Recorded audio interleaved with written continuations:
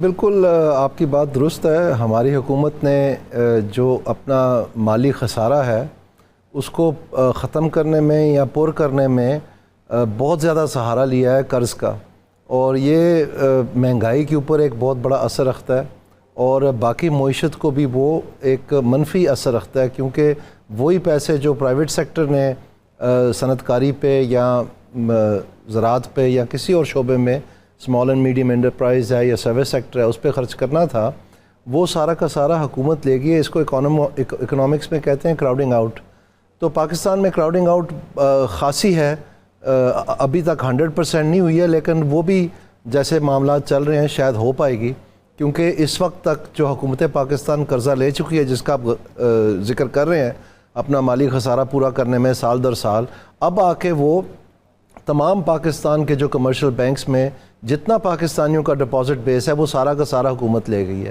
باقی ان کا اپنا پیڈ اپ کیپٹل، ان کے منافع ہیں، وہ بھی یہ لون آؤٹ کرتے ہیں. ابھی ہماری جو صنعتیں ہیں، ہماری جو پرائیویٹ سیکٹر ہے، وہ سارا اس پہ گزارا کر رہا ہے، باقی سب حکومت لے گئی ہے. تو اس میں حیرانگی کی بات نہیں ہونی چاہیے. جیسے میرے بھائی فرق صاحب کہہ رہے تھے کہ حکومت کا کام ہے یہ ماحول پیدا کرنا کہ اس میں نجی ادارے جو ہیں اپنی کارکردگی کے ذریعے سے پاکستان کے لیے نوکریاں بھی پیدا کریں اور پیداوار بھی پیدا کریں. لیکن جب آپ نے ان کی ٹانگیں کاٹ دی ہیں، جب آپ نے ان کے ہاتھ باندھ دیے ہیں کہ سارا پیسہ بینکاری نظام کا آپ لے گئے ہیں، اور پھر آپ کہیں کہ ہم وہ ماحول فراہم کر رہے ہیں، تو یہ کیسے ہی گنگا الٹی بہہ رہی ہے؟ یہ تو ناممکن ہے. اور اسی لیے آپ کی گروتھ جو ہے وہ بالکل کم ہے، یعنی قریباً یہ 2.7% یہ بتا رہے ہیں، 2.68، لیکن ایسا ہے نہیں. تمام اکانومسٹ نے اس کے اوپر وے ان کیا ہے. یہ probably end of the year جب یہ ریل فگرز آئیں گے تو یہ 2 کے لگ بھگ شاید رک جائے گی. تو اس سال بھی انہوں نے 4.2% کا عندیہ دیا ہے، یہ بھی نہیں ہونا، یہ بھی تقریباً 2 کے لگ بھگ رکے گا. ذرا سا آپ جو پلان ہے جس کے تحت یہ سمجھتے ہیں کہ 4.2% گروتھ لا رہے ہیں، اس کو اگر ذرا گہرائی سے پڑھ لیں تو آپ کو نظر آ جاتا ہے کہ اس میں مکمل طور پر تضاد ہے. اگر گروتھ نہ ہوئی، آپ کو پتہ ہے اس خطے میں 6.4% سالانہ پیداوار میں اضافہ ہوا ہے اوسطاً ساؤتھ ایشیا میں، جس کو بر صغیر کہتے ہیں. تو اس میں آپ دیکھیں کون سے ملک ہیں. افغانستان ہے، وہاں 20 سال جنگ لگی رہی ہے، وہاں پر ایسا ہوا کہ ان کا اپنا زر مبادلہ جو ضبط ہے، آج آ کے پہلا ملک ان کو رشیا ریکگنائز کر رہا ہے، نہیں تو وہاں world bank, IMF، United nations کوئی بھی کام نہیں کر سکتا کیونکہ وہ ریکگنائزڈ ہی نہیں ہے. اسی طرح سے آپ دیکھ لیں دوسری جانب سری لنکا ہے، وہاں پر آپ کو یاد ہوگا نوجوان پریزیڈنٹ ہاؤس کے سوئمنگ پول میں لیٹیاں مار کے تو پچکاریاں مار رہے تھے اپنے منہ سے، کیونکہ انہوں نے حملہ کر لیا تھا اور وہاں پر حکومت کا تختہ دھڑم کر دیا، اور وہاں ایکچولی دیوالیہ، ہمیں تو فکر تھی کہ دیوالیہ شاید ہو جائے، وہاں ایکچولی نکل گیا. اور اتنی سخت IMF کی شرائط ہیں کہ ان کو یہ نہیں پتا کہ ان کی معیشت آگے کرے گی کیا. پھر آپ بنگلہ دیش دیکھ لیں، وہاں پر ایکچولی انقلاب آ گیا. اس وقت ہم یہاں پر نعرہ لگاتے ہیں کہ جی سیاسی استحکام آئے گا تو معاشی استحکام آئے گا، تو وہاں پر تو آئینی حکومت ہی نہیں ہے. کسی ایک بندے کو سڑک سے پکڑ کے کہہ دیا کہ آپ فی الحال حکومت چلائیں، ہم بعد میں دیکھیں گے ہم نے کیا کرنا ہے. اور پھر آپ نیپال کو دیکھ لیں، میں مختصر کر دیتا ہوں، وہاں پر ایک ماؤسٹ انسرجنسی ہے، تقریباً ہر دوسرے دن ان کے دارالخلافہ پہ وہ حملہ کرتے ہیں، ان کو یہ نہیں پتا کہ ہم صبح ہیں کہ نہیں ہیں. تو ان حالات میں ماشاءاللہ ہم نیوکلیئر پاور لے کر کے تو 2% پہ آ رہے ہیں، جو یہ دعویٰ کرتے ہیں میرے خیال میں یہ غلط ہے، میں کھلے عام کہتا ہوں. اور یہ باقی جو ملک ہیں جن کا میں نے آپ کو لسٹ بتائی ہے، جن کی حالت یہ ہے، انہوں نے 6.4% گروتھ کی ہے اوسطاً، یعنی ہم اوسط کے آدھے بھی نہیں ہیں ان کے فگر کے مطابق بھی. تو پھر یہ کتنی دیر چلے گا؟ ہم نیگیٹو گروتھ میں سے آ رہے ہیں، اس سال بھی نہیں ہونی. تو سوال یہ پیدا ہوتا ہے کہ ہم سے غلطی کیا ہو پا رہی ہے. تو میں آپ کو یہ بتانا چاہتا ہوں کہ جتنے پاکستان میں اس وقت پلانز ہیں، جس میں آپ کا اسٹیون ڈرکن پلان ہے، آپ کا اڑان پلان ہے، آپ کا IMF کا پلان چل رہا ہے 3 سالہ، آپ کا ورلڈ بینک کا 10 سالہ پلان آ گیا. یہ تینوں چاروں پلانز جو ہیں اگر یہ منوون امپلیمنٹ بھی ہو جائیں by some act of God, by some stroke of the pen, some accident, اور یہ اول تو یہ امپلیمنٹ ہو ہی نہیں سکتے سارے کیونکہ ان کے آپس میں سارا تضاد ہے، لیکن فرض کریں ہو جاتے ہیں. میں آپ کو آج دعوے سے کہتا ہوں کہ پاکستان آج سے مختلف نہیں ہوگا. اس کی وجہ یہ ہے کہ یہ ڈور سلجھا رہے ہیں، انہوں نے سرا پکڑا ہی نہیں، ان کو پتہ ہی نہیں ہے. یعنی پاکستان کی گراس فکس کیپٹل فارمیشن جو ہے وہ 12% اوسطاً GDP کی ہے، اور باقی ممالک جو ہیں اس خطے میں اور پورے مڈل ایسٹ میں آپ دیکھ لیں وہ کہیں 25 پہ ہیں، کوئی 22 پہ ہے، کوئی 23 پہ ہے. تو اس 12% کو آپ ہو ہی نہیں سکتا کہ آپ اپنا معاشی ترقی میں کوئی اضافہ کر جائیں جس پہ جو خاطر خواہ ہو. پاکستان کو صرف زندہ رہنے کے لیے 4 سے 5% گروتھ چاہیے اور 6% پہ جا کے تھوڑا تھوڑا ماس ہمارے جسم پہ چڑھنا شروع ہوتا ہے. تو یہ جو ساؤتھ ایشیا کی ایوریج ہے یہ تو کم از کم ہمارا ہدف ہونا چاہیے. تو ان کو تو کچھ سمجھ ہی نہیں ہے, اود پتنگ انہوں نے فگریں دی ہوئی ہیں ساروں نے اپنی اپنی. اگر آپ یہ اسٹیون ڈرکن پلان پڑھیں تو اس میں اور سارے انداز دیے ہوئے ہیں, فگر دی ہوئی ہے ایک ہی چیز کی. یعنی آپ یہ اندازہ لگا لیں, میں آپ کو ایک مثال دے دیتا ہوں. یہ جو ٹیکس ٹو جی ڈی پی ریشو ہے جس کا آپ ذکر کر رہے ہیں اپنے سوال میں, اس میں اگر آپ دیکھیں اسٹیون ڈرکن کہتا ہے ہم 3 سال میں 13.7% پہ لے جائیں گے. جو اڑان پلان ہے وہ کہتا ہے ہم 5 سال میں 13.5% پہ لے کے جائیں گے. اور جو ورلڈ بینک پلان ہے وہ کہتا ہے کہ ہم 10 سال میں لے کے جائیں گے 13.5%. تو ان میں سے کون سا ہے؟ یہ جھوٹ اور فریب ہے سارا. ان کو یہ نہیں پتا کہ سر کس طرف ہے, پاؤں کس طرف ہے.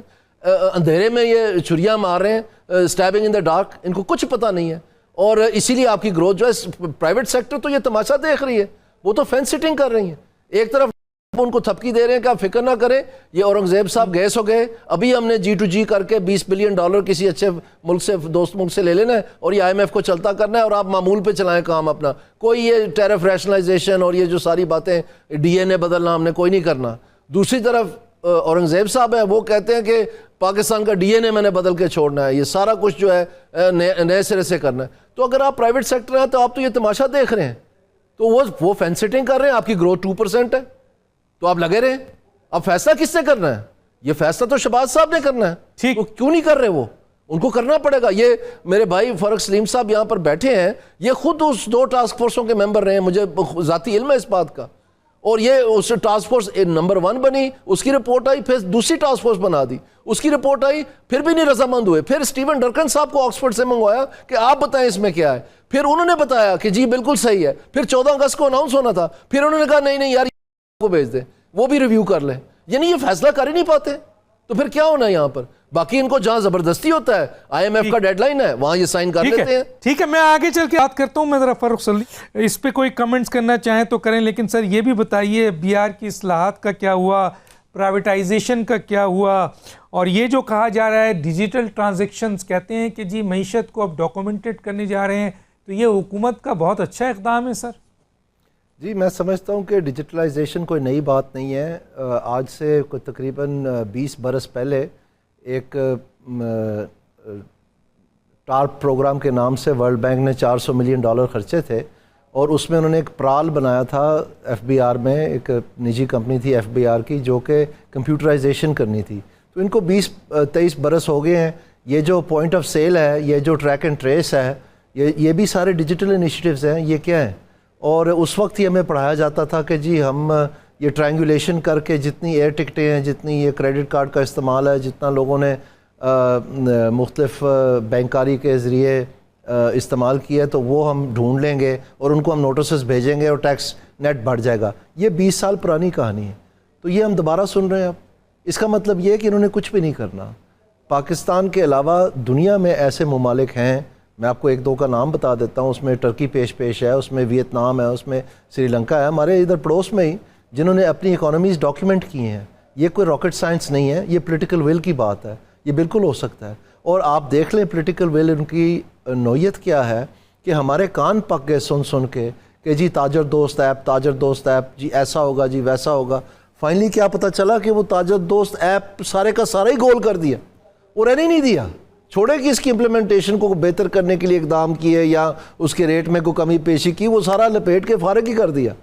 اور اسی طرح سے ہم نے دیکھا کہ ریل اسٹیٹ کا ہمیں بتاتے رہے کہ جی اب برابری کا ٹیکس ہوگا اور ریل اسٹیٹ سے ہم ٹیکس لیں گے, اور یہ جو سارے شعبے جو ہیں وہ ان کو برابر کا سلوک کیا جائے گا, اور یہ ہمارا اصولی فیصلہ ہے اور ہم نئی معیشت بنا رہے ہیں. اور یہ ساری بڑی بلنگ و بانگ باتیں, اور نکلا کیا کہ وہ ساری ریل اسٹیٹ کے ٹیکسز واپس کر دیے. اب انہوں نے ایگریکلچر ٹیکس خود ڈیلے کیا. یہ ایکچولی اکتوبر میں قانون پاس ہونے تھے, جنوری میں یہ کلیکٹ ہونا شروع ہونا تھا.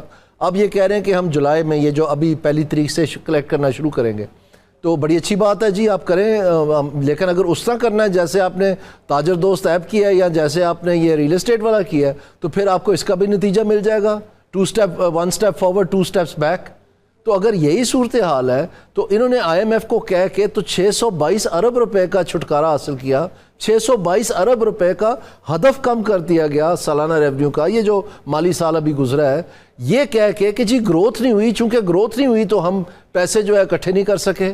لیکن جو سیلریڈ کلاس ہے ان کو آپ نے جو پہلے دن بجٹ میں تعین کیا تھا کہ ہم اتنے پیسے لیں گے, اس سے بھی زیادہ لیے ہوں گے, تو ان کو گروتھ جو کم ہوئی ہے وہ نہیں افیکٹ ہوئی, صرف ان لاڈلوں کو ہوئی افیکٹ.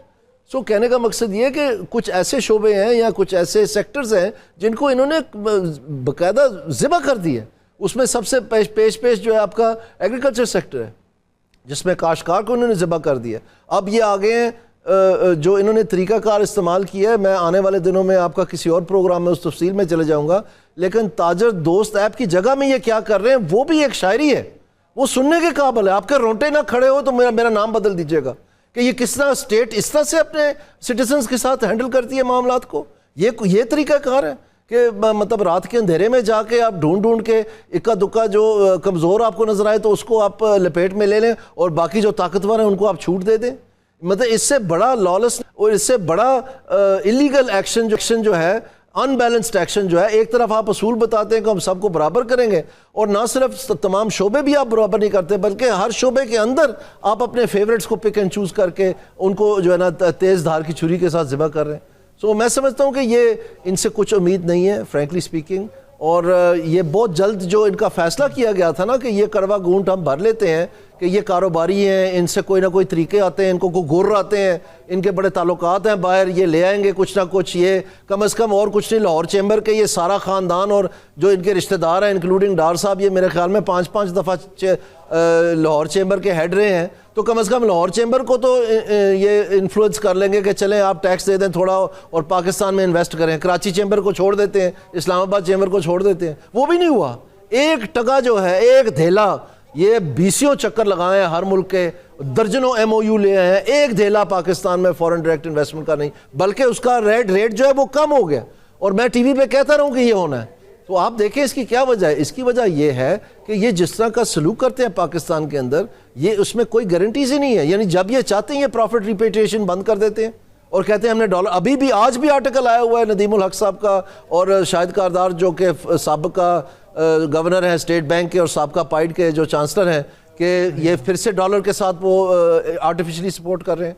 تو یہ ابھی بھی باز نہیں آ رہے ہیں. ابھی بھی وہی آئی ایم ایف کو ڈاکٹر کو کہتے جا رہے ہیں کہ جی ہم چینی نہیں کھائیں گے, ہم چینی نہیں کھائیں گے, اور جیسے ہی ڈاکٹر کا منہ اس طرف ہوتا ہے یہ چینی کے پھکے مارنے شروع ہو جاتے ہیں. تو پھر کیا بنے گا, معیشت تباہ ہوگی اور کیا ہوگا. یہ صورتحال ہے. بس سر ناظرین وقت ختم ہوا.